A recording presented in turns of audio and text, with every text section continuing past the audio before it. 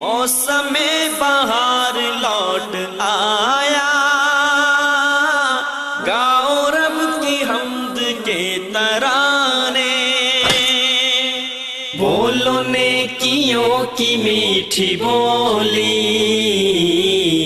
آؤ رحمتوں سے بھر لو جھولی۔ پچھلی گفتگو میں ہم نے اخلاص اور سلامت صدر اور توبہ کا تذکرہ کیا۔ رمضان سے پہلے ہمیں ان تین کاموں کو مضبوطی سے اختیار کرنا چاہیے۔ جو ہی رمضان کا مہینہ شروع ہو، ایک مسلمان کو مزید 7 کام کرنے چاہیے۔ ایسے تو بہت سارے کام ہیں، لیکن 7 مہم کاموں کی طرف ایک مسلمان کی توجہ ہونی چاہیے۔ سب سے پہلا کام جو رسول اللہ صلی اللہ علیہ وآلہ وسلم نے صحابہ کرام کو سکھایا اور صحابہ کرام کو سمجھایا اور اس کی روشنی میں انہوں نے اپنی زندگی گزاری، من صام رمضان ایمانا واحتسابا غفر له ما تقدم من ذنبه، اور دوسری روایت کے الفاظ ہیں من قام رمضان ایمانا واحتسابا غفر له ما تقدم من ذنبه۔ جو شخص روزہ رکھتا ہے اور پھر قیام کرتا ہے، دونوں الگ روایتیں ہیں، روزہ رکھنے والا اور قیام کرنے والا، اس کا مقصد یہ ہو ایمانا واحتسابا، وہ اللہ پر ایمان لاتے ہوئے کہ یہ روزہ رکھنا یہ اسلام کے ارکان میں سے ہے، فرض ہے، وہ اس نیت سے روزہ رکھتا ہے، یہ عبادت ہے اور اللہ تعالیٰ نے مجھ پہ یہ فرض کیا ہے، واحتسابا، اور اجر کی امید سے یہ کام کرتا ہے، خواہ وہ روزہ رکھے یا وہ قیام کرتا ہے، غفر له ما تقدم من ذنبی، اللہ تعالیٰ اس کے پچھلے تمام گناہوں کو معاف کر دیتے ہیں۔ اور یہاں ایک بات کا اضافہ میں کیے دیتا ہوں، دنیا کے اندر جتنے بھی انسان نیک اعمال کرتا ہے اس کا اجر احادیث میں آ گیا ہے، اس کا یہ اجر ہے، اس کا یہ اجر ہے، لیکن 3 ایسے کام ہیں جس کے اجر کی لیمیٹیشنز شریعت نے بیان نہیں کی۔ ان میں سب سے پہلا روزہ ہے۔ رسول اللہ صلی اللہ علیہ وسلم نے فرمایا، حدیث قدسی ہے، الصوم لی وَأَنَا أَجْزِي بِهِ، روزہ میرے لیے ہے تو اس کا بدلہ میں ہی قیامت کو دوں گا۔ دنیا میں اس کا اجر بیان نہیں کیا گیا۔ اللہ تعالیٰ کتنا دیں گے ہماری عقل وہاں تک سفر نہیں کر سکتی۔ اسی طرح دوسری جگہ فرمایا فَمَنْ عَفَا وَأَصْلَحَ فَأَجْرُهُ عَلَى اللَّهِ، جو شخص کسی کو معاف کر دیتا ہے اور اصلاح کرتا ہے، ایسے انسان کا اجر بھی اللہ پر ہے۔ وہ کتنا دیں گے؟ اللہ اپنی عظمتوں اور شانوں کے مطابق دیں گے۔ مثال سے ایک بات سمجھاؤں گا، اور مثال اللہ کے لیے ممکن نہیں ہے، فَلَا تَضْرِبُوا لِلَّهِ الْأَمْثَالِ، اللہ کے لیے کوئی مثال بیان نہ کرو۔ لیکن انسان قریب الفہم جو ہے ہر چیز کو سمجھنا چاہتا ہے کہ جو میری سمجھ میں آئے۔ حاتم طائی کے پاس ایک شخص کھانا لینے آیا، اس نے 10 بوریاں اٹھا دی۔ کہا آپ نے 10 بوریاں اٹھوا دی ہیں، مجھے تو ایک وقت کا کھانا چاہیے تھا۔ کہا تو نے اپنی ضرورت کے مطابق مانگا، میں نے اپنی استطاعت کے مطابق دے دیا۔ اگر میرا رب اپنی عظمت اور شانوں کے مطابق انعام دے گا تو وہ کتنا ہوگا؟ تو فَمَنْ عَفَا وَأَصْلَحَ فَأَجْرُهُ عَلَى اللَّهِ، جو شخص معاف کرتا ہے اور اصلاح کا کام کرتا ہے، اس کا اجر بھی انلیمیٹڈ ہے۔ اور تیسرا پہلو جس کا پیمانہ بیان نہیں کیا گیا وہ کیا ہے؟ نون والقلم وما يسطرون ما انت بنعمت ربك بمجنون وان لك لاجرا غیر ممنون۔ اے میرے محبوب، جب میں کہہ رہا ہوں کہ آپ دیوانے نہیں، ساری دنیا کہے تو پریشانی کیا ہے؟ انک لعلی خلق عظیم، دنیا میں آپ جیسا اخلاق تو کسی کے پاس ہے ہی نہیں۔ انک لعلی خلق عظیم، آپ تو خلق عظیم پر فائز ہیں۔ درمیان والی آیت کیا ہے؟ وَإِنَّ لَكَ لَأَجْرًا غَيْرَ مَمْنُونَ، لوگوں کے تانے سننا، لوگوں کے مذاق سہنا، لوگوں کی تکلیفیں برداشت کرنا، اس کا اتنا اجر ہے انلمیٹڈ۔ تو روزہ معاف کرنا، اصلاح کرنا اور لوگوں کے تکلیفوں کو برداشت کرنا، صبر کرنا، یہ اتنا بڑا عمل ہے کہ اس کا میزان و مقیاس دنیا میں بیان نہیں ہوا۔ اس کا اجر اللہ ہی دیں گے۔ کتنا دیں گے؟ جو اس کی شان اور عظمت کے لائق ہے۔ تو رمضان میں سب سے پہلا کام روزہ رکھنا اور پھر قیام کرنا۔ دوسرا کام جو رمضان المبارک میں سلف صالحین کیا کرتے تھے، کان السلف اذا صاموا جلسوا فی المسجد، سلف صالحین جب روزہ رکھتے تو زیادہ وقت مسجد میں گزارتے۔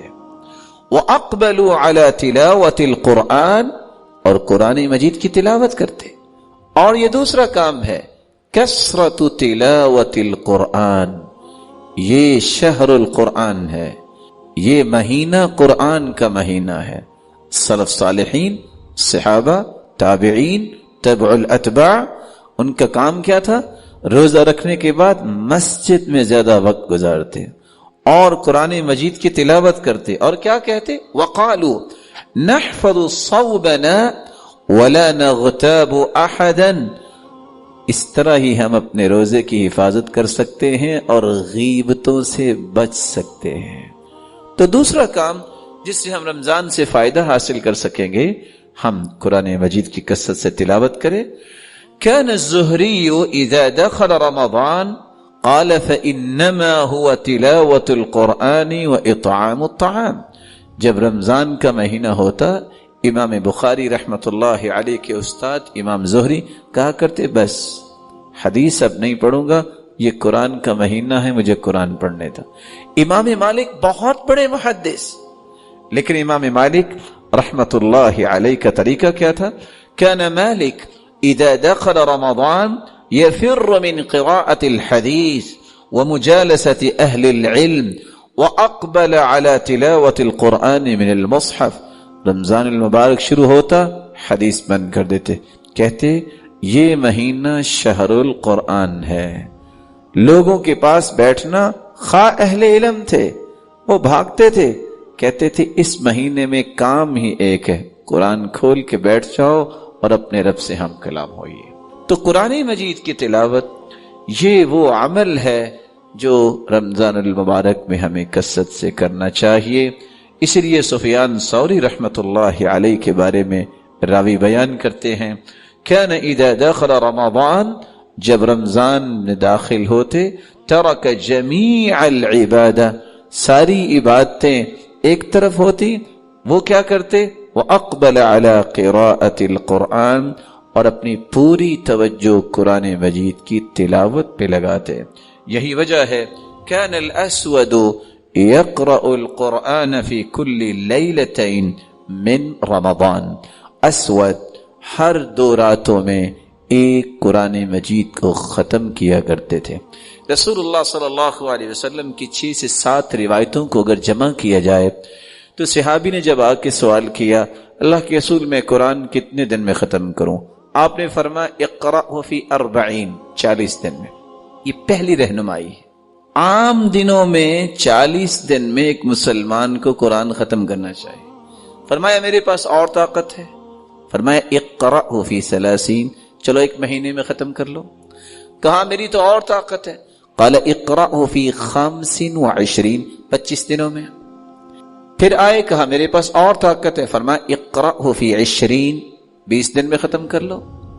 کہا میری تو اور طاقت ہے، فرمایا اقرأہ فی 15، آپ 15 دن میں ختم کر لو۔ چھٹی مرتبہ پھر پوچھا، آپ نے فرمایا اقرأہ فی 20، 10 دن میں ختم کر لو۔ 7ویں مرتبہ پھر پوچھا، اللہ نے اور طاقت دی ہے، فرمایا اقرأہ فی 70، آپ 7 دنوں میں ختم کرو۔ پھر سوال کیا، اللہ نے طاقت دی، میں اور پڑھنا چاہتا ہوں، فرمایا اقرأہ فی 30، 3 دن میں پڑھ لو۔ اور ساتھ ایک بات کا اضافہ کر دیا، جو 3 دن سے کم میں قرآن پڑھتا ہے لا یفقہ، وہ سمجھتا نہیں ہے، پڑھ تو لیتا ہے لیکن سمجھتا نہیں ہے۔ سلف صالحین 3 دن سے کم میں بھی ختم کرتے تھے۔ اب وہ کیوں کرتے تھے؟ وہ اہل زبان تھے، وہ سمجھتے تھے اور ختم کر لیتے۔ امام بخاری کو دیکھیے، سیدنا عثمان رضی اللہ تعالیٰ عنہ کو دیکھیے، وہ ایک رات میں قرآن مجید ختم کر لیتے۔ دور نہ جائیے، یہ بہت بڑے لوگوں کی میں نے بات کر دی۔ پاکستان کی سرزمین پہ ایک شخص پیدا ہوا جس کا نام تھا حافظ محمد گوندلوی رحمت اللہ علیہ، اور آپ جانتے ہوں گے کہ ارض پاکستان میں ایسا بہادر خطیب کوئی نہیں پیدا ہوا جس کو علامہ احسان الہی ظہیر کے نام سے یاد کیا جاتا ہے رحمہ اللہ رحمت واسعہ۔ یہ ان کے سسر ہے۔ وہ شخص اللہ تعالیٰ کی نشانی تھی، وہ ڈرتے اخبار نہیں پڑھتے تھے، ان کو اخبار بھی یاد ہو جاتی تھی۔ اتنا حافظہ ارض پاکستان میں آج تک کسی نے نہیں سنا۔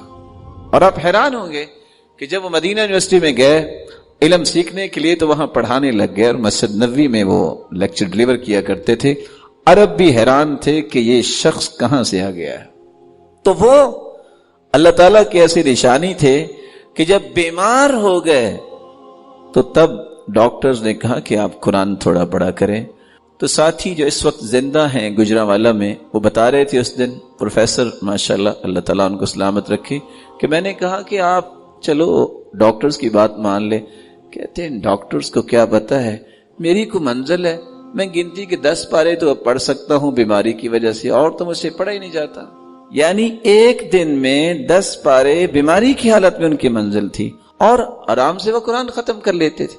اور دور کی بات نہیں، مجھے تو یاد ہے کہ جب ہم مدینہ یونیورسٹی پڑھتے تھے، ہمارا ایک ساتھی جبیل سے آیا کرتا تھا، گاڑی بھی ڈرائیو کرتا، مکہ پہنچتا، عمرہ کرتا، آتے وقت 15 پارے پڑھتا، اور گھر جاتے وقت بھی 15 پارے پڑھتا، اور قرآن مکمل ہو جاتا۔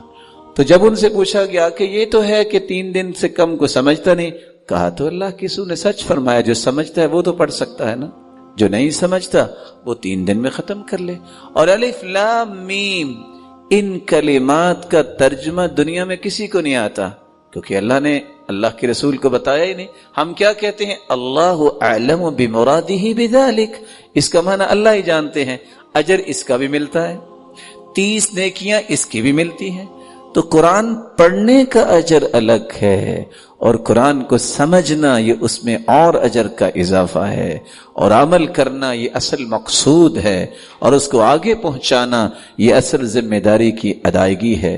تو میں یہ عرض کر رہا تھا، دوسرا کام روزہ اور تراویح کے ساتھ قرآن مجید کی کثرت سے تلاوت کی جائے۔ اور تیسرا کام، رمضان المبارک میں حلال چیزوں سے پرہیز کیا جاتا ہے صبح سے لے کر شام تک۔ تو غیبت حرام ہے، اپنی زبان کو غیبت سے بچانا، اور اپنی زبان کو فحش گوئی سے بچانا، اور اپنی زبان کو ہر غلط بات سے بچانا، یہ روزے کی اصل فہم اور اصل بصیرت ہے۔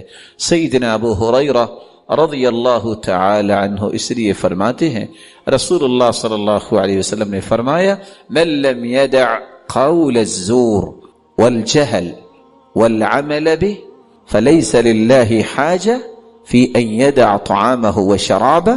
جو شخص رمضان المبارک میں جھوٹی بات نہیں چھوڑتا، جہالت کے پہلو نہیں چھوڑتا، اور اسی طرح جاہلانہ اعمال کو نہیں چھوڑتا، اللہ کو کوئی ضرورت نہیں کہ یہ بھوکا رہے اور پیاسا رہے۔ حلال چیز سامنے پڑی ہو، کوئی بڑے سے بڑا انعام رکھ دے، اس کے قریب نہیں انسان جاتا، روزہ رکھا ہوا ہے۔ تو جو حرام چیز ہے غیبت کرنا، وہ کیوں؟ برائی کسی کی بیان کرنا، وہ کیوں؟ اپنے روزے کی حفاظت کرنے کے لیے اپنی زبانوں کی حفاظت کرنا، یہ انسان کو اصل روزے کی فہم ملتی ہے۔ الصائم فی عبادہ وان کان راقدا علی فراشی ما لم یغتب۔ ابو العالیہ بیان کرتے ہیں، روزے دار اگر 5 نمازیں بر وقت پڑھتا ہے، وہ سویا بھی ہوا ہو تو اللہ رب العزت اسے عبادت کا ہی ثواب دیتے ہیں، لیکن شرط ایک ہے، ما لم یغتب، وہ کسی کی غیبت نہ کرے، کسی کی برائی بیان نہ کرے۔ تو تیسرا کام جو روزہ رکھنے کے ساتھ تراویح پڑھنے کے ساتھ اور پھر قرآن مجید کی تلاوت کرنے کے ساتھ ہمیں اپنی زبانوں کی حفاظت کرنی چاہیے،